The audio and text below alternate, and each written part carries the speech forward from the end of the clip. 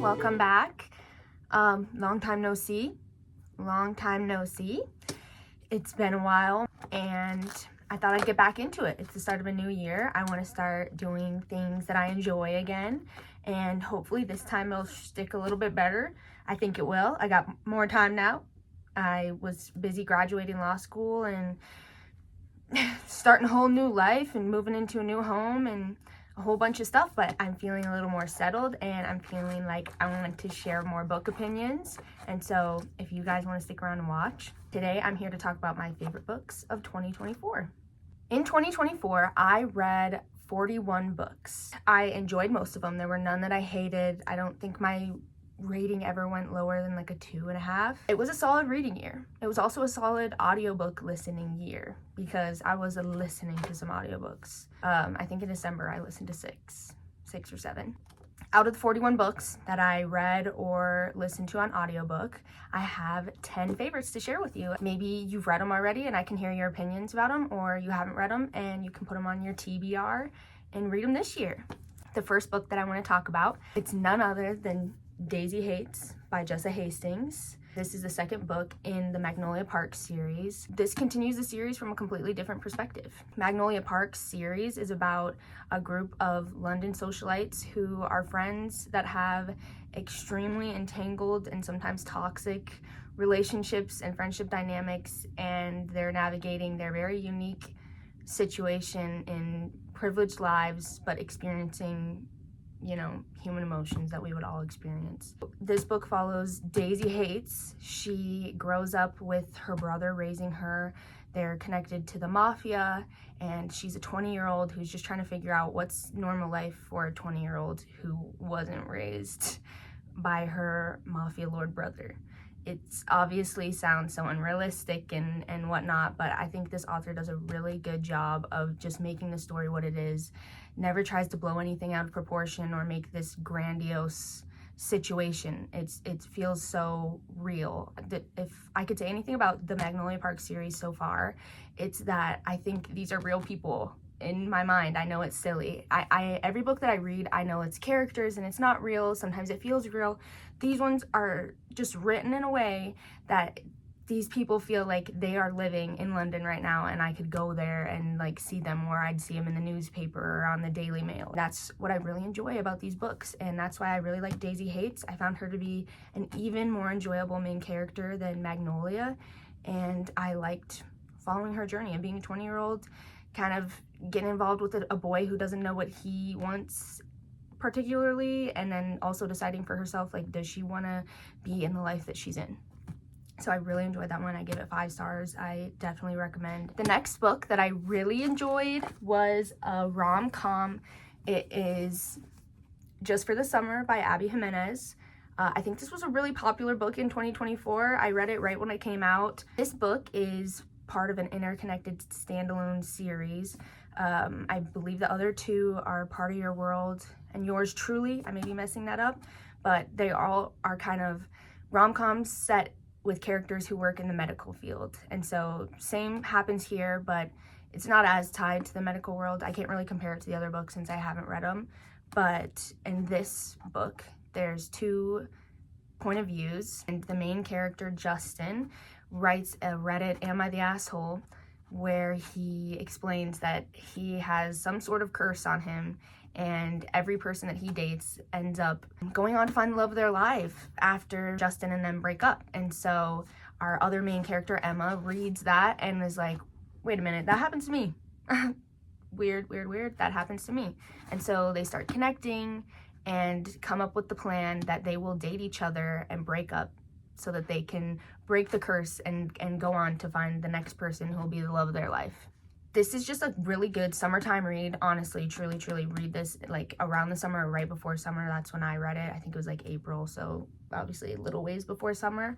It's so fun and lighthearted, but also gets very serious. The 2 main characters are going through serious family issues, but none of it felt like it was just to add a little something to the character, or just throw it in there for some conflict. It felt like these were real, developed characters with true kind of complicated family histories that they were trying to work through while also trying to navigate what they want to be like and the type of relationships that they want to be in. I really enjoyed this book. I gave it 4.5 stars, and I definitely recommend. The next book that I really enjoyed was Family of Liars. I believe it's by E. Lockhart. It is the second book in the Family of Liars. I think it's a duology, it's just 2 books.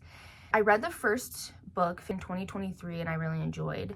And this book actually takes place before, so it's a prequel, and it's about one of the aunts in the family when she was a teenager and what it was like for her to grow up on this private island in the summertime with her very wealthy family and inviting, you know, a few friends who are outsiders to hang out with for the summer and see the differences in lifestyles. While I really liked the first book, We Were Liars, I enjoyed this one so much more. I think the first book was great to really see what the family was like.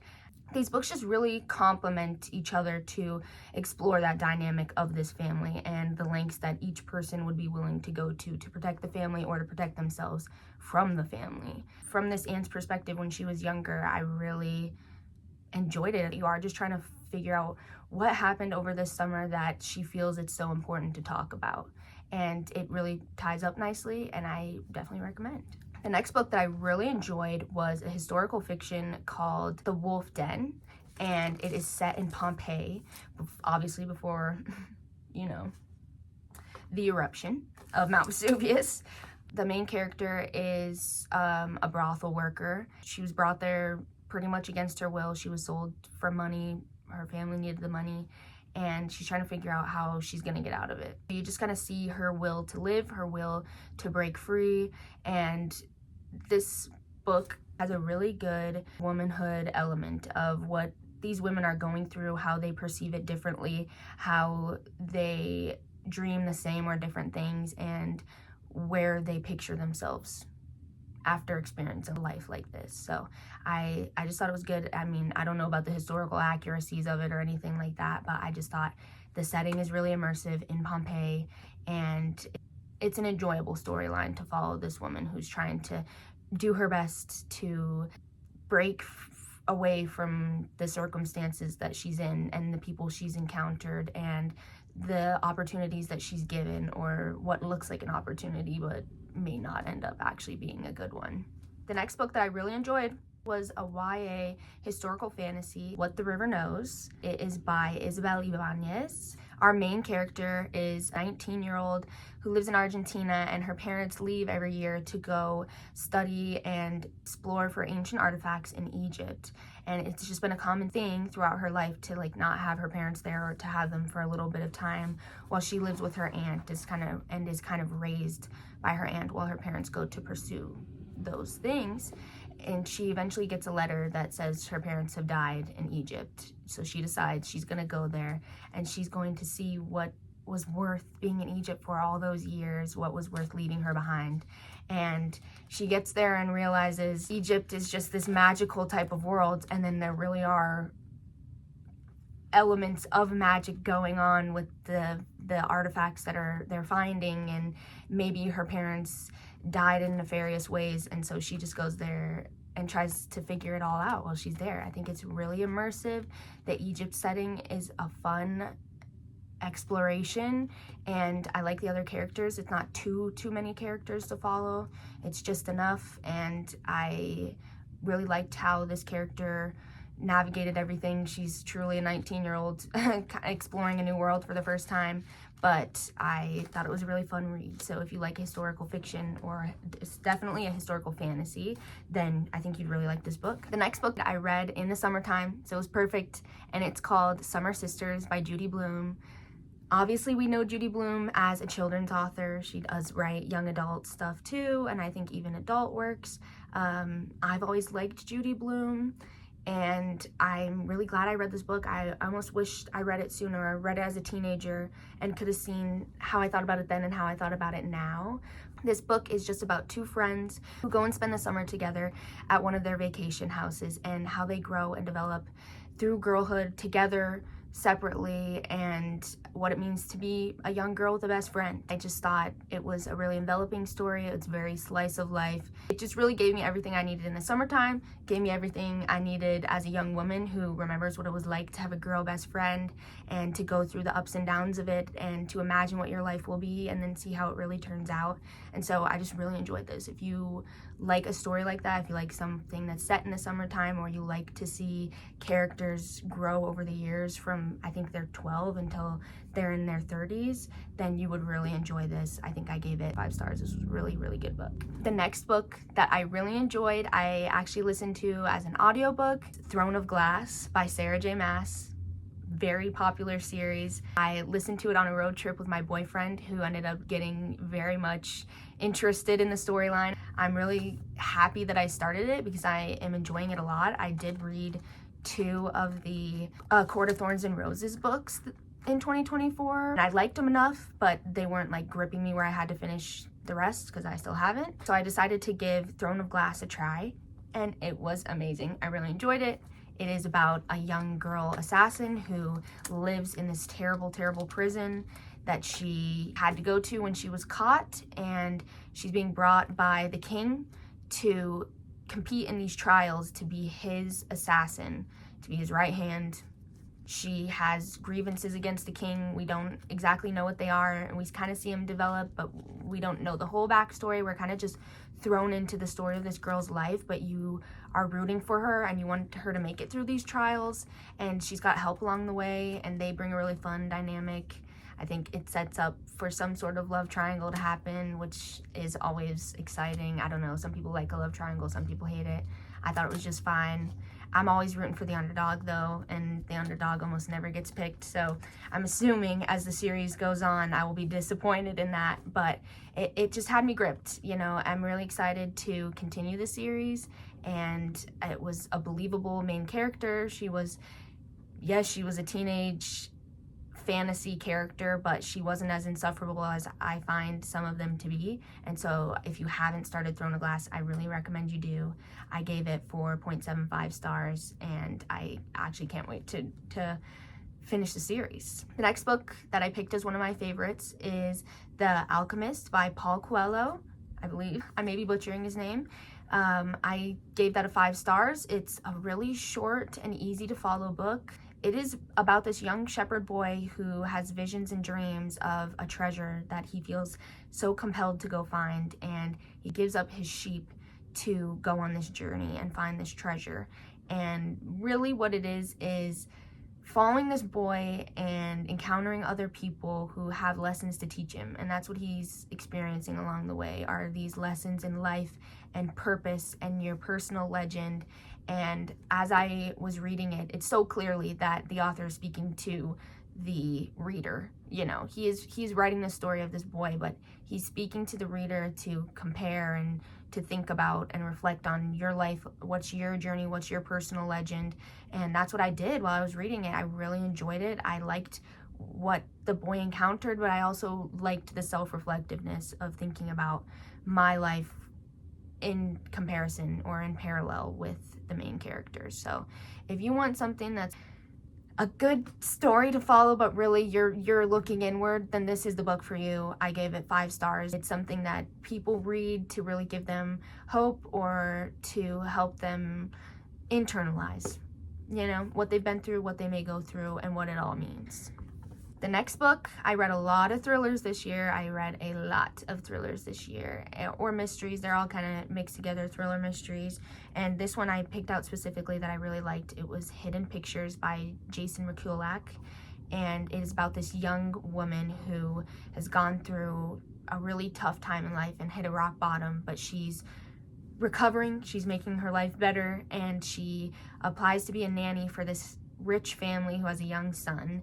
And she ends up living on the property in her own little cottage. And as she's taking care of this young boy, she realizes he's drawing pictures that depict a woman being strangled, or, you know, a woman being killed and dragged into the woods.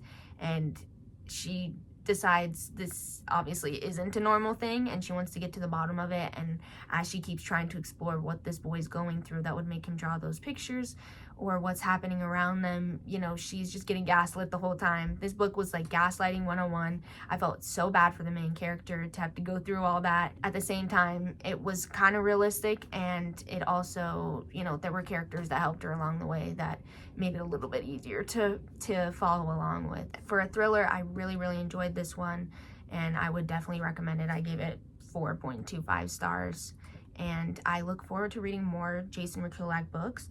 I did read the one after this, which is called The Last One at the Wedding, and I thought it was pretty good, but the twist to me in that one wasn't as good as what happened in Hidden Pictures. And finally, last book that I want to share that was one of my favorites of 2024, possibly my favorite book of the whole year, was The Women by Kristen Hanna. Wow, this book was amazing. This book is a historical fiction. It's set in the 1960s. The main character is a young woman who enlists in the army as a nurse to volunteer her help in the Vietnam War. She's 21 and she goes over there and experiences the horrors of what the Vietnam War was. And you just really feel for this character. You feel for her naivety when she is doing this, and her pure-heartedness in involving herself, but also you feel every step of the way when you know things will get bad for her, and they do. And it feels so realistic. It feels like as you're reading it, as you're going through what the main character goes through, you're also thinking like a real person lived a life like this. A real person experienced something like this. Real people experienced worse than this. Real people died just like the people in this book died. And it really makes you, I don't know, remember the atrocity that the Vietnam War was. Remember how it impacted people who survived but still struggle with it. And it was like the perfect story of this young woman's experience in it, which is a different side that you don't usually get to see, is the women who were involved. So no wonder it's titled The Women, you know? It was just really enjoyable. I enjoyed the main character. I felt for her. I wanted to cry when she cried. You know, I wanted to root for her when she was doing good, and I just couldn't recommend this one enough. I already got my mom reading it. I've shared it with other people. I listened to it on audiobook in 2 days, and it was a real treat to be able to listen to. It was one of the last books I had listened to in 2024, and I'm so glad that I did. I gave it 5 stars, and I recommend that you definitely check it out this year if you haven't read it. And I've decided to end off the video today with a few books that I'm looking forward to reading in 2025. I think I'll keep my goal somewhere around the same of 40-ish books. Here are a few that I'm looking forward to reading. The first book that I'm looking forward to reading is Lovely War by Julie Berry. It takes place in, I believe, World War I, and there's different main characters or different things that are happening to these characters, but it is narrated by the Greek gods and goddesses, and I just think that's a really interesting perspective, a really interesting way to zoom out on the story, but also have a narrative that's it's just an interesting narrative to follow. So I'm really excited for that one. I think it's great that I'm going to be reading more historical fiction, and I'm very excited for it. As I said, I loved Throne of Glass. I cannot wait to read Crown of Midnight.